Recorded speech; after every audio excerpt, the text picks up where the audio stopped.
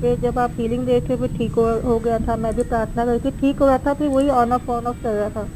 तो पता नहीं जैसे डर क्यों लग रहा था कि मतलब कहीं ऐसा तो नहीं कि पूरी बॉडी मेरी जा रही है। चलिए एक बार वायरिंग कर देते हैं। अब अभी क्या स्थिति है सुधा जी आपकी? वही है, सब सेम स्थिति है आपकी? अभी थोड़ी सी स्टेबल है क्योंकि मैंने अभी अभी प्रार्थना करी थी, मुक्ति के लिए भी बोला था। अब भी थोड़ा वही है, जब प्रार्थना कर रही हूँ, मुक्ति के लिए कर रही हूँ, ठीक हो जा रही हूँ, सब कुछ गायब हो जा रहा है मेरा। फिर थोड़ी देर बाद फिर वैसी सेम कंडीशन, बुखार हाँ भी तो आ जा रहा है, कोल्ड भी हो जा रहा है, सब हो जा रहा है मुझे। हाँ तो वो ये स्थिति आपके साथ, काम तो आपका हो रहा है, लेकिन वही है ना कि या तो आपके वही पूर्व जन्म के संबंधी बार बार आपके पास आते जा रहे हैं। हाँ, तो मेरा वही ऑन ऑफ है हाँ हाँ सिचुएशन। हाँ, मतलब है वो अपनी जो पितृ सेना वो अपना काम कर रही है, लेकिन अब बार बार आते रहेंगे तो फिर बार बार तो फिर बोलना पड़ जाता है। और इनको बोला था कि आप इनको एक टाइम बांध लें, जिस एक ही टाइम पर आ जाए। और सब बोल दिया मैंने, सब बोल दिया, पर वही है कि पेट पे तो नहीं मानेंगे ना, वो तो आएंगे ही। हाँ तो इसलिए आपको मैं वो रोक ही नेगेटिव दे रही एनर्जी हूँ। आ जाती है तो आपको उनके उपस्थिति मात्र से ही आपको दुख होने लग जाता है। हाँ, और मुझे तो चलिए रोना भी आ जा रहा है कि मैं रो के उनसे विनती भी कर रही हूँ कि प्लीज थोड़ा सा मुझे टाइम तो दीजिए, मेरी बॉडी नहीं कवर सर्व कर पा रही है, पर वो नहीं हो पा रहा है। तो रोने के अलावा तो कोई ऑप्शन हो भी नहीं रहा है, तो चलिए क्या ठीक है। करूँ।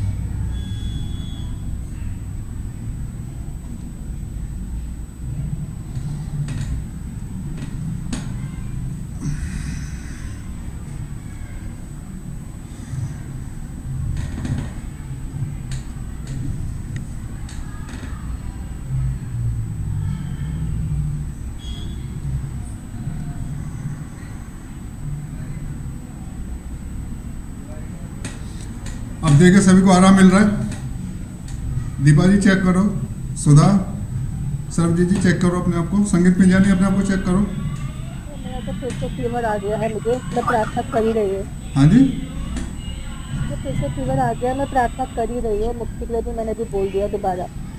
ठीक है। अभी पहले से कुछ आराम मिला आपको?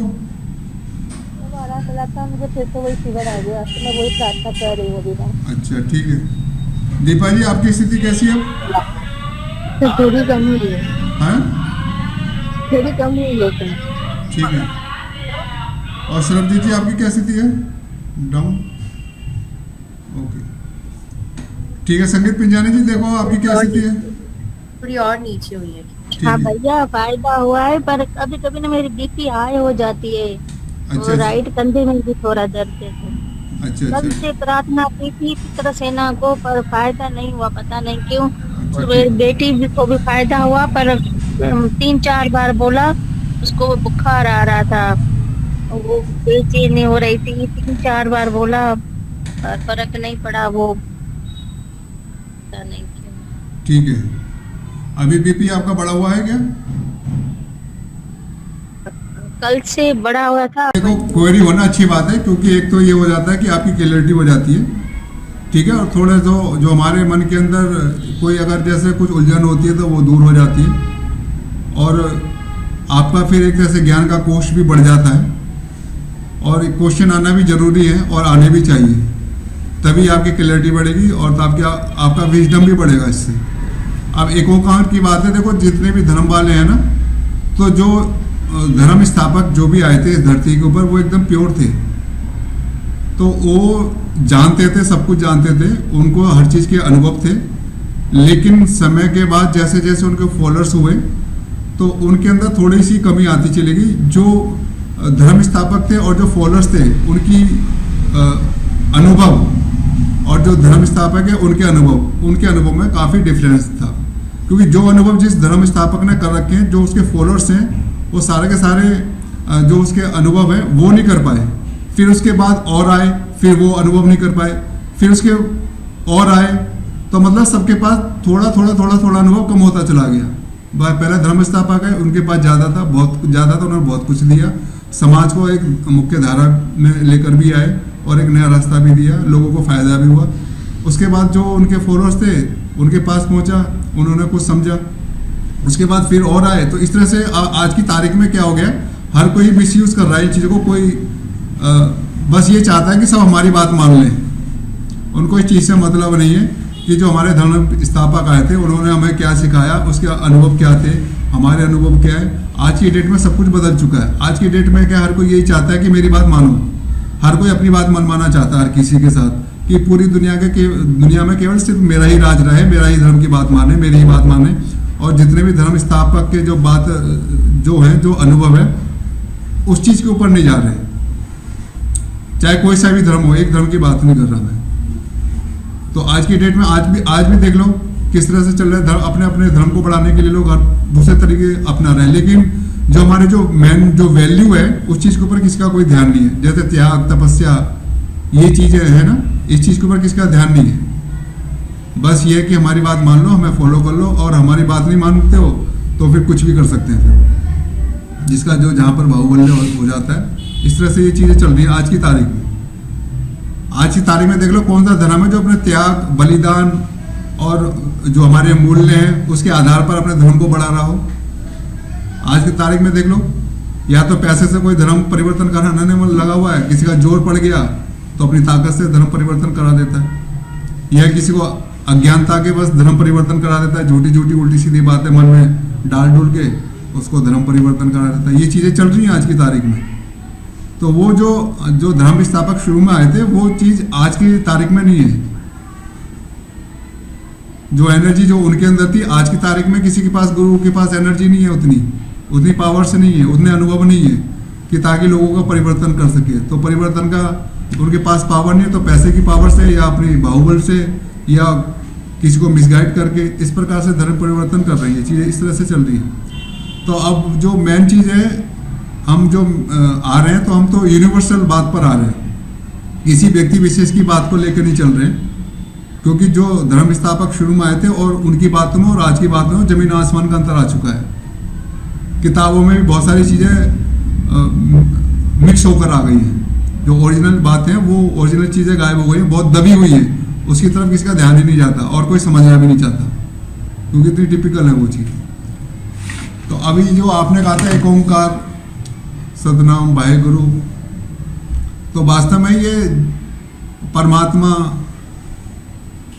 और ये समझ लो और भी कई नाम से जैसे बोलते हैं, नहीं सिर्फ एक ही ओमकार को वो बोलते हैं। मतलब जैसे आप ओम, उन्होंने ये बोला है, मतलब जो सिख धर्म के लोग हैं कि अगर वो ओम नहीं करना चाहते तो वो एक ही ओमकार, मतलब इसके साथ वो मेडिटेशन कर सकते हैं।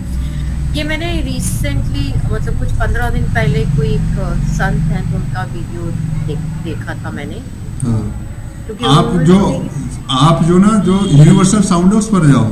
हाँ, मैं उसी को ही कर रही हूँ क्योंकि वो मेरे जहन में बैठी हुई है और मेरे ब्लड में उतरी हुई है। But I was just trying to understand कि ऐसे से मतलब बहुत सारे लोग अपने अपने वर्जन्स भी लेकर आने वाले हैं या आ चुके हैं जैसे। हाँ, तो सबके अपने अपने वर्जन्स हैं, लेकिन आप अपने खुद ही इस साउंड को खुद ही फील कीजिए। जिस दिन आपकी बॉडी हलचल से दूर हो जाएगी, माइंड आपका हलचल से दूर हो जाएगा, शांत हो जाएगा ना, तो आप जो ओम की ध्वनि है ना, जो अभी साउंड अपने मन से करते हैं या अपने जुबान से करते हैं, ये साउंड अपने आप ही आपके शरीर से निकलेगा। जैसे मैं अपना अनुभव बता देता हूँ कि जो साउंड निकला था मेरे ये जो मूलाधार चक्र से होता हुआ ऊपर से ध्वनि निकल रही थी यहाँ तक, ये ओम की ध्वनि यहाँ तक निकली थी। तो केवल ओम की ही ध्वनि निकली थी। मेरे मन में कोई शब्द नहीं था, मेरे मन में कोई विचार नहीं था। वो ध्वनि अपने आप ही स्वतः ही निकलना शुरू हो गई और मैं उस ध्वनि को फिर धीरे धीरे उसको शांत भाव से, साक्षी भाव से उसको सुनता रहा और महसूस करता रहा कि वो कहाँ से कहाँ कैसे उठ रही है, कैसे ऊपर जा रही है। तो उस चीज़ का मैंने अनुभव किया था। तो ये ओम की जो ध्वनि है वो एक यूनिवर्सल ध्वनि है और ये ध्वनि हर किसी के शरीर में से निकलती है, लेकिन हम उस चीज़ को अनुभव करते नहीं हैं। ये साउंड निकलता है, लेकिन क्या होता है हमारे ऊपर जो दूसरी बात है ना, वो हमारे ऊपर हावी हो जाती है, तो हम इस साउंड को सुन ही नहीं पाते हैं। हमारे दूसरे साउंड हमारे ऊपर हावी हो जाते हैं। आपके जो साउंड है, ओरिजिनल साउंड है, यूनिवर्सल साउंड है, आप उसको महसूस कीजिए, यही साउंड आपका निकलेगा। और जो यूनिवर्सल जो चक्र के जो साउंड है, आप उसी को ही आप अनुभव कीजिए और वही जो नेगेटिव एनर्जी है ना, उसी को रिमूव करेंगे। ये जो लम की ध्वनि है, बम, रम, यम, हम, ओम, ये जो ध्वनि है, जो नेगेटिव एनर्जी होगी ना जिस चक्र की, तो उस चक्र पे जो भी नेगेटिव एनर्जी उसको रिमूव करने में आपकी सहायता करेगा ये। इसलिए ये ध्वनि जरूर करनी चाहिए, ध्वनि निकालनी चाहिए। इससे आपकी प्योरिटी बढ़ती चली जाएगी, पॉजिटिविटी बढ़ती चली जाएगी, जो नेगेटिविटी है वो आपकी दूर हो जाएगी। तो ये साउंड का बहुत ज़्यादा महत्व है। आप और किसी चीज़ पे मत जाइए, केवल साउंड पे जाइए, ठीक है। आपको किसी से कोई ये मत सोचो कौन सा देवी देवता का, कौन सा देवी देवता हर जगह मिलेंगे आपको। आप जैसे आगे चक्र पे जाओगे ना, सारे के सारे देवी देवता आपको मिल जाएंगे।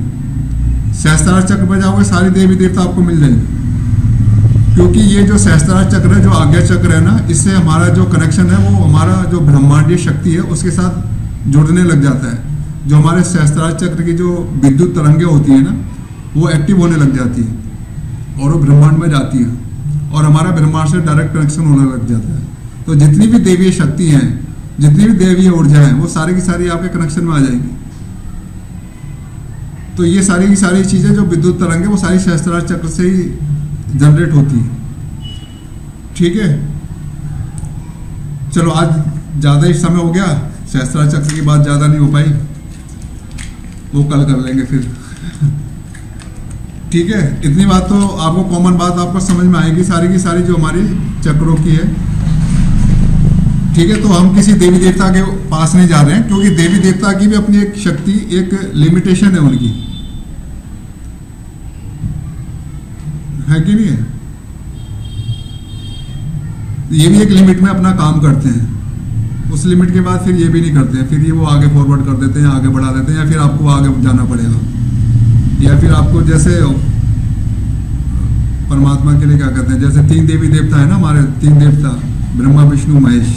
तो परमात्मा ने भी इनको तीनों कार्य को अलग अलग सौंप रखे हैं। ब्रह्मा को तो स्थापना का कार्य दे दिया और शंकर जी को तो विनाश का कार्य सौंप दिया और विष्णु जी को तो पालन का कार्य सौंप दिया। तो ये सब अपने अपने कार्य करेंगे, अलग अलग काम करेंगे। ये नहीं है कि शंकर स्थापना का कार्य करने लग जाएंगे, ऐसा नहीं है। वो विनाश का कार्य है तो विनाश का ही करेंगे। विष्णु का कार्य है पालना का है तो वो पालना का ही कार्य करेंगे। ये नहीं कि वो स्थापना का कार्य करेंगे, नहीं, वो केवल पालना का ही कार्य करेंगे। तो हर देवी देवता को अपना अपना कार्य सौंपा गया है, वो अपना अपना कार्य करेंगे, ठीक है। चलिए बाकी फिर बातें बाद में होती रहेंगी। चलो आज के लिए इतना बहुत है, धीरे धीरे हम और आगे बढ़ते रहेंगे। बहुत बहुत धन्यवाद आप सभी का, बहुत बहुत शुक्रिया, बहुत बहुत थैंक यू सभी का। थैंक यू भैया, थैंक यू, आपका भी धन्यवाद।